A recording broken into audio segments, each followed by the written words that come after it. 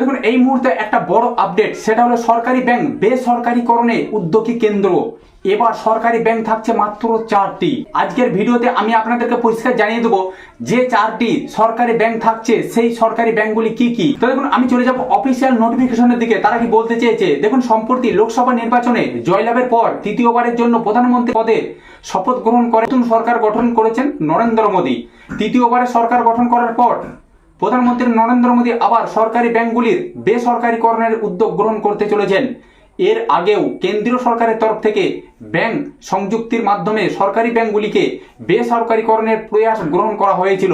প্রথমে দেশে সরকারি ব্যাংকের সংখ্যা 27টি থাকলেও 2017 সালে প্রধানমন্ত্রীর উদ্যোগে একাধিক ব্যাংক সংযুক্তিকরণ প্রক্রিয়া শুরু হয়। এর ফলে বর্তমানে দেশের সরকারি ব্যাংকের সংখ্যা রয়েছে মাত্র 12টি। এখন এবার দেশের সরকারি ব্যাংকের সংখ্যা আরো কমিয়ে দিতে উদ্যোগ গ্রহণ করতে চলেছে কেন্দ্রের এনডিএ সরকার। মাত্র 4টি ব্যাংক সরকারের হাতে রেখে বাকি সমস্ত ব্যাংক বেসরকারি করার সিদ্ধান্ত নিয়েছে কেন্দ্র। ইতিমধ্যে কেন্দ্রীয় সরকারের তরফ থেকে রিজার্ভ ব্যাংক এবং অর্থ মন্ত্রকের উচ্চপদস্থ কর্মকর্তাদের সঙ্গে বৈঠক শুরু করা হয়েছে। কেন্দ্রীয় সরকারের নয়া সিদ্ধান্ত, কেন্দ্রীয় সরকার একটা নতুন সিদ্ধান্ত নিয়েছে। সেখানে বলতে চেয়েছে কেন্দ্রীয় সরকারের তরফ থেকে রিজার্ভ ব্যাংক এবং অর্থ মন্ত্রকের উচ্চ পর্যায়ের আধিকারিকদের সঙ্গে যে বৈঠক করা হচ্ছে তার মাধ্যমে সিদ্ধান্ত নেওয়া হবে ব্যাংক বেসরকারিকরণ আসলে কোন পদ্ধতিতে করা হবে, অর্থাৎ পুনরায় ব্যাংক সংযুক্তিকরণ নাকি সামগ্রিক বেসরকারিকরণ, কোন পদ্ধতিতে পরবর্তী ধাপের কাজগুলি এগোবে সে বিষয়েই সিদ্ধান্ত নেওয়া হবে। তবে প্রাথমিকভাবে মনে করা হচ্ছে আর ব্যাংক সংযুক্তিকরণের পথে এগোতে চায় না কেন্দ্র, তাই এবার বেশিরভাগ ক্ষেত্রে সামগ্রিক বেসরকারিকরণের কথা ভাবা হচ্ছে। তো দেখুন এই মুহূর্তে জানা গিয়েছে আইডিবিআই ব্যাংকের বেসরকারিকরণের কাজ আগামী কয়েক মাসের মধ্যে শুরু হয়ে যাবে। 3টি বেসরকারি আর্থিক সংস্থা ইতিমধ্যেই সরকারের কাছে তাদের দরপত্র জমা দিয়েছে। পরবর্তীতে বাকি ব্যাংকগুলিকে নিয়েও কি সিদ্ধান্ত নেওয়া হবে সে বিষয়ে দ্রুত আলাপ আলোচনা করা হচ্ছে। তো দেখুন এই মুহূর্তে ব্যাংক বেসরকারিকরণের প্রধান কারণ কি?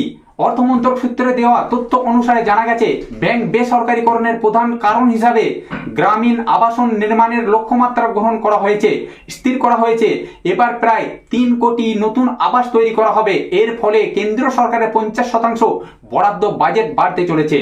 এই সময় সরকারি রাজকোষের অবস্থা মজবুত রাখতে বেসরকারিকরণের কথা ভাবছে কেন্দ্রীয় সরকার। দেখুন এই মুহূর্তে অর্থমন্ত্রক কি তথ্য দিয়েছে।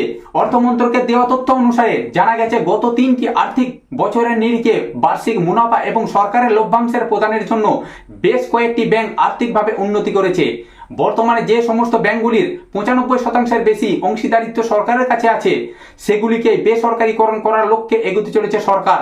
যেহেতু বেশিরভাগ ব্যাংকের আর্থিক পরিস্থিতি এই মুহূর্তে অত্যন্ত উন্নত হয়েছে, ফলে সেগুলিকে বেসরকারিকরণ করলে সরকারি রাজকোষে মোট আয় জমা পড়বে বলে মনে করছে কেন্দ্রীয় অর্থমন্ত্রক। এর ফলে ভারতের অর্থনৈতিক ব্যবস্থা আগের থেকে উন্নত হবে।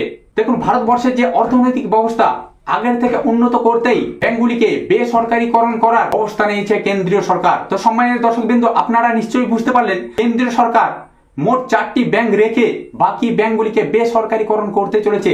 তো সম্মানিত দর্শকবৃন্দ, যদি চ্যানেলে নতুন হয়ে থাকেন, ভিডিওটিকে যদি ভালো লেগে থাকে চ্যানেলটিকে অবশ্যই সাবস্ক্রাইব করে দেবেন, কারণ প্রত্যেকটা মুহূর্ত প্রত্যেকটা সময় এই ধরনের নিত্য নতুন ভিডিও আমি আপনাদের কাছে পৌঁছে দেবো।